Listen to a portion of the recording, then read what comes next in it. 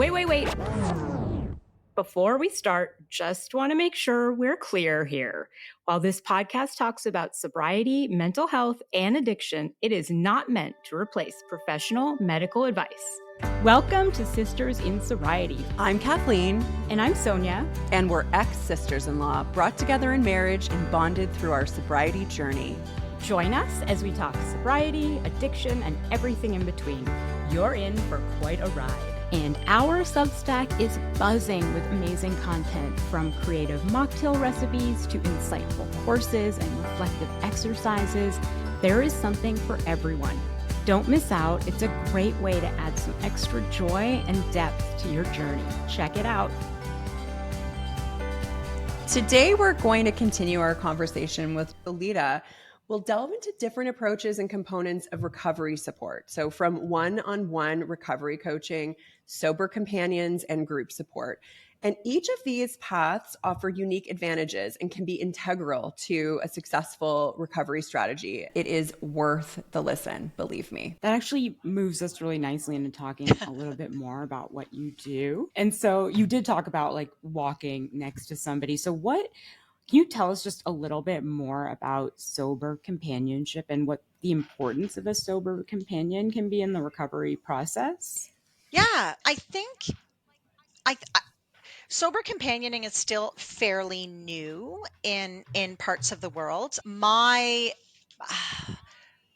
experience with sober companioning before I became one was like I kind of saw sometimes like on social media, on Entertainment Tonight, right? That like a famous person was coming out of rehab, or that a famous person had a relapse, and that they kind of had this like person with them, following them around. Here in Toronto, we had a public figure who very publicly had a sober companion for a period of time. I know the companion, and companioning was something that you expected from sort of the rich and famous, right? And what the benefits of companioning are, and what a sober companion does, is it's somebody who is supporting the recovery through their day. So they're essentially by the recovery side 24/7, helping them as they're bumping up against resistance or challenges in real time, right? So they're there saying, hey, let's process that. Or that it's a person who's by your side for transition, right? And so we see so many people go into treatment for however many weeks or months, and then they come home. Look, man, sometimes they're coming home to a space that isn't safe or secure, where there are substances literally still out on the coffee table, right? I was the person who said this, right? Like, I'm 3 months sober. It's like, yeah, Alida, you're 3 months sober in rehab, man. Like, anyone could do that. Right? Like, that is a safe and secure environment where you're supported 24/7. Somebody's preparing your meals. You have a safe space to process. You have like-minded people, right? And that's the rehab bubble. And then you come home and all of that, literally all of that support vanishes. And you now have to interface with people who are arguably, possibly hurt, who you have wronged. And those people may be cheering you on, but more often than not, they're like, yeah, well, last time, right? There's so much interpersonal stuff to navigate. There might be a job, there might be, grocery shopping. And then you're in the grocery store and there's the wine aisle, or there's the liquor aisle. And so that's one of the occasions that people might want a companion, but it is for that transition piece, right? There might be somebody who's had a reoccurrence and has been to treatment so many times, they're just like, I just need someone to support me and get me back on track, right? Or more often than not, there are extenuating circumstances, be it financial, be it we've got a single parent. You can't actually parachute out of your life and go to treatment for X number of days or weeks or months. And so bringing not treatment to the person, but bringing support in is also an option. Sonia, I don't know if I even answered your question. You did. Okay. No, you really did. So how do you tailor your sober companionship to fit the needs of the individual clients? Like, I'm assuming you have to know like background, what exactly they need, what their particular challenges might be. But can you elaborate on that? Yeah, it's such a good question. And it sounds so hokey pokey, but so much of the work I do is intuitive. So I think I will answer it in three parts, right? The first part is it depends how I come in. So let's say I'm contacted by a family, right? The family can give me the briefing. Let's say I'm contacted by a treatment center. The treatment center would give me the briefing of the recovery, and with recovery consent, of course. Here is the background on this individual. Here are the successes that they've had in treatment. Here are some of the challenges and things that they've bumped up against. More often than not, it is actually the person of concern or the recovery who is contacting me and saying, "Hey, I need support." We will have a very candid, most often lengthy conversation before I go in. We also want to make sure that I'm the right fit, right? Like I have a Rolodex of companions. And so, I am not one of those people who is going to do a hard sell for anyone. I'm moving into their home. I am literally living in their space, right? It needs to be a fit to set that person up for success. And if it's not the right fit, there could be someone else who's a better fit, right? I work with a lot of co-occurring disorders. So I will have often folks who are in substance use recovery and eating disorder recovery or different mental health. It's more common than not. Um, and and if I'm going to be in their space and if we're going to be together doing this thing, it's vital that there's a connection there. The other thing that I will say is I am with this person for an extended period of time often. So sometimes it's 2 or 3 days, sometimes it's a month, sometimes it's 2 or 3 weeks. And at the beginning of my engagement, I'm observing, right? I'm not going to parachute in and tell somebody or like suggest, "Hey, you might want to try this or you might want to try that." That's not going to serve anyone. So I'm kind of a fly on the wall, supporting throughout, but also observing the impulsivity, the decision making, what is being prioritized in the day, what isn't, how are the interactions going, where is the resistance, especially in interpersonal relationships, right? Where are the triggers, where are the glimmers? And it's all strength-based approach. So we're looking at where the recovery's strengths are, and we're also really focusing in on uncovering some areas where the recovery has maybe had like little experience or success in setting boundaries or navigating challenges. That did answer the question. So I was listening to you talk. I'm wondering, is there like an intervention piece to sober companioning? Are you sometimes hired by the family and the person you're companioning isn't as much a part of that process? So I did my intervention training with Hightower and Associates. Like I am trained as an interventionist. Usually with an intervention, the person is going to treatment. So I've never had a personal experience where there's an intervention and they're like, "And here's your companion." And some people are like, "Oh, you make so much money, or you're after the money, you're making money off of people's misery." And I would turn down that gig. If someone came to me and said, "Hey, we're doing an intervention, we want you to be the companion. We're going to intervene and then we're going to send this person home with you and they're going to stop using." You know, uh, my cause for pause there is, nah, man, I need to meet the person of concern and make sure that this is going to fly, right? If it's not going to fly, you're not setting the recovery up for success. So I don't know if that happens out in the world, but what I do know is that gig would not be for me. Well, I think, I have a whole other set of questions about what it's like for you to be a sober companion, but I'll keep going with this thread of what do you think some misconceptions are about sober companionship? What do you think people that it is that it's not? I love that question. Let me tell you what I think people think.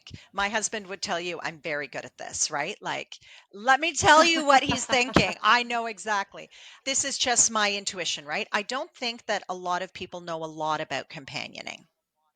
I think that people might think that it's for the rich and famous. I think folks might think that we're babysitters. We're like housekeepers and chefs, and I'm going to have someone to come in and take care of me, right? I need to be really clear about what my roles are when I go in for an engagement. I'm a motivator, a cheerleader, a problem solver, a resource broker. I'm an advocate. I'm an ally. I'm a coach. I'm not your housekeeper. And we're actually navigating in real time what transitioning into a sober life or reestablishing a recovery life or a life in recovery looks like. I also think that some people may believe that the companion is the answer. And the companion cannot do the work that the recovery needs to do, right? When, for me, in my experience, when best success happens is when the human I'm working with is really leaning into the process. And the more authentic and the more vulnerable we can show up, the more gains we make. And I'm full of platitudes, right? Sometimes I just roll my own. I'm like, oh, you're so embarrassing, Alida. But it's not win or lose, it's win or learn, right? When there's resistance there, when we're bumping up against that thing, it's like I put on my let's get curious about that, right? Or let's unpack that. Again, I'm not a therapist. I couldn't work in those confines, but it's like shit gets real fast, right? Like when you go to therapy and I go see my therapist once a week, I got a little list of stuff. But when there's no mustard for your sandwich and you have a meltdown in your kitchen, real example, right? That is the thing that sets you off. It's like, that's interesting because it has nothing to do with the mustard. No. Oh, I've had that You said a mustard lot moment. there. Oh, me too. I have too. You said a lot there, Alida, and I really resonate with a couple of one.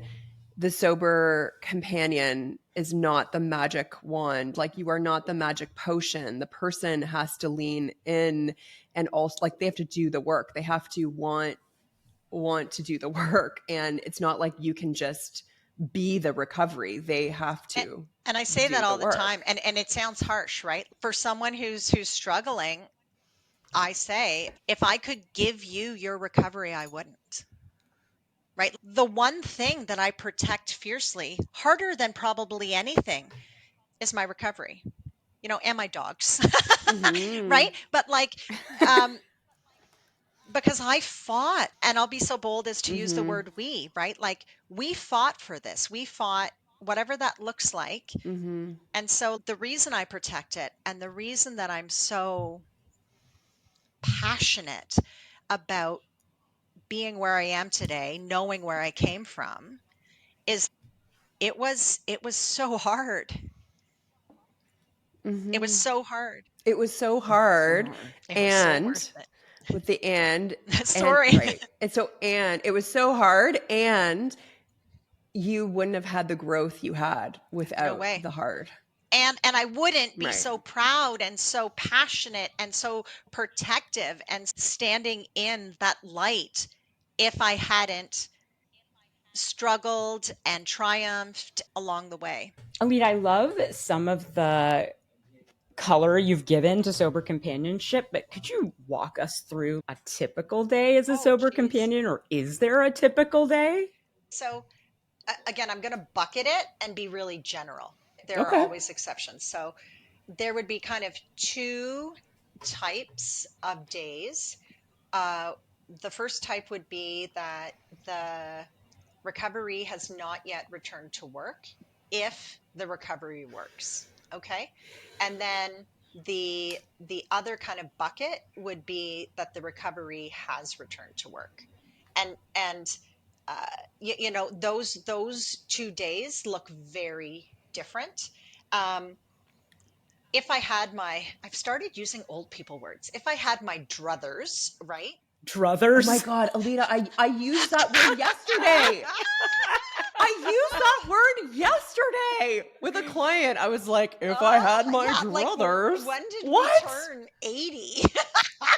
My 91-year-old dad says that. Right? Like, okay. You know what's Continue. so funny? I feel you. I thought it was an American thing. So like when I moved to the US from Canada and I moved to like the Midwest, people would say druthers. And I was like, that is such an American thing. And I didn't realize it's just an old people thing. Old people. I also just druthers. Yeah. We love you if you say druthers. We say druthers too. Okay, continue. If you had your druthers, right? Every situation is different, and every situation is tailored to the specific client. And I don't usually like saying client. I really do try to use recovery. I think it's a much more empowering phrase. So if I had my druthers, I would like to have a week at minimum with said recovery in their space to acclimatize before there is any real shift of return to normal. Sometimes that isn't possible, right? So and there's so many ifs and so many like column A, column B. If the recovery is transitioning from an inpatient treatment facility back home, that 1 week is vital, right? And when we look at an investment from a financial standpoint, right? This person or this family has allocated financially generally a fairly significant sum to this person's inpatient treatment program, right? It would, okay, get ready for it. This one-ups druthers. It would behoove, it would behoove you to also invest in the transition, right? This is where we fall down. We suck. We as a collective people suck at the transition, right? That's where the resistance is going to be. That's where the triggers are going to be, that acclimatizing, right? It's sort of like buying trip insurance on a trip that you just spent $30,000 on, right? Spend the extra percentage to ensure that if anything happens on that trip, you're good. And so a typical day when we're at home, right, and not going to work, I will say that in 2 minutes or less. I'm dragging on here. So my druthers are that we have this week together, right? What we are trying to do is to establish a new recovery routine / lifestyle in that home environment, right? And so I think I spoke earlier in the interview about I had built my life around the use of substance in almost every facet of my life, right? And that is often a common theme. So, how do we make breakfast in the morning without using a line of Coke? How do we get up without taking 2, 3, 10 swigs from the bottle of vodka that's on our bedside table, right? That is how we have hardwired our life. And now we're back in a space, often the same environment that we have been using in for an extended period of time. Every room, every activity, every behavior in the past may have involved using. And so rewiring that. So it is literally, so I will either sleep in the same room as the recovery, or I will have a room or a couch or an inflatable mattress, right? I'm getting into the nitty gritty. And if possible, I try to get up before the recovery, right? More often than not, the recovery is having a hard time getting up in the morning, right? This is where the rubber hits the road, folks. This is the real deal, right? If you've been to treatment and now you're home, it's like, how do we apply all of the shit we learned in treatment to our real life? And I always say education does not equal transformation, folks. Right? Like treatment centers would be out of business. Like I could read a book on how to get sober and then I'm sober. No, it doesn't work like that. right? So it's education, it's execution, and then it's encouragement, right? And we know some stuff. Just because we know some stuff doesn't mean we're going to do the stuff. So we move through the Right. day, right? And we're building a life or a day together, right? It could be as simple as you work from home. Let's set you up for success in your day, right? We wake up. Do you want to make your bed, right? I'm not a military person, but sometimes making your bed is something to be like, I did one thing this morning. I made my bed. I walk into my room. There's visual order, arguably. Usually we need to fuel or nourish ourselves to start off the day. Are we going to get a workout in? Are we going to do some prayer and meditation and journaling? What does that look like, right? And those are the things that we discuss as a team, me and the recovery, to establish, and then we start doing that every single day.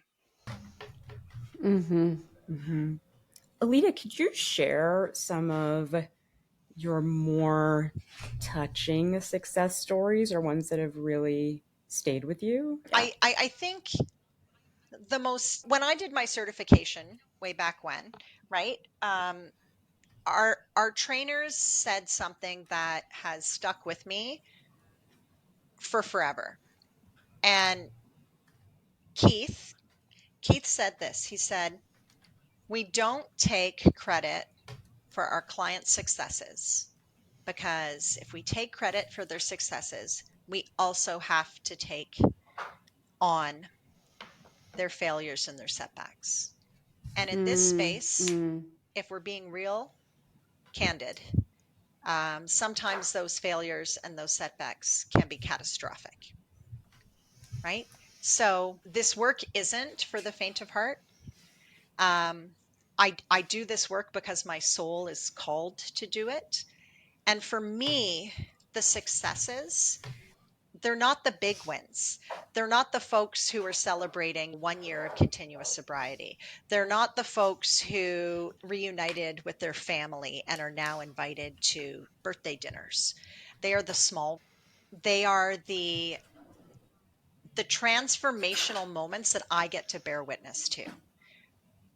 They are accompanying someone to their cottage on a May long weekend and like having a rip roaring time playing Scrabble with their teenage kid.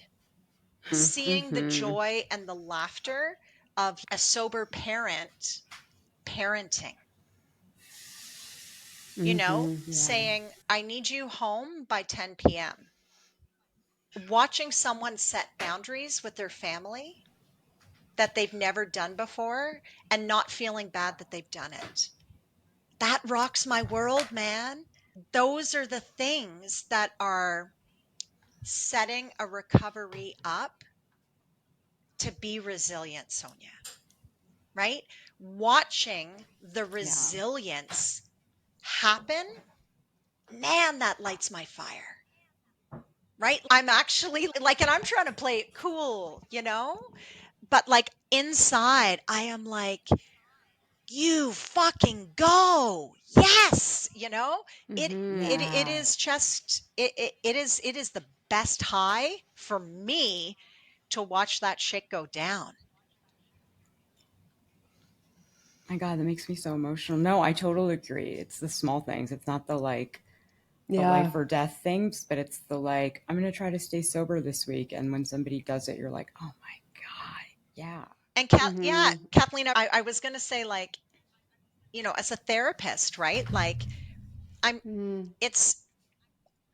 not in your shoes, but I can imagine watching those little things, those micro changes, because all of them add up. Oh, they do. They do. One of my favorite things is when I'm working with clients is reflecting back to them the micro changes that I've witnessed. And sometimes when they're in it, they don't see them all, right, as a whole.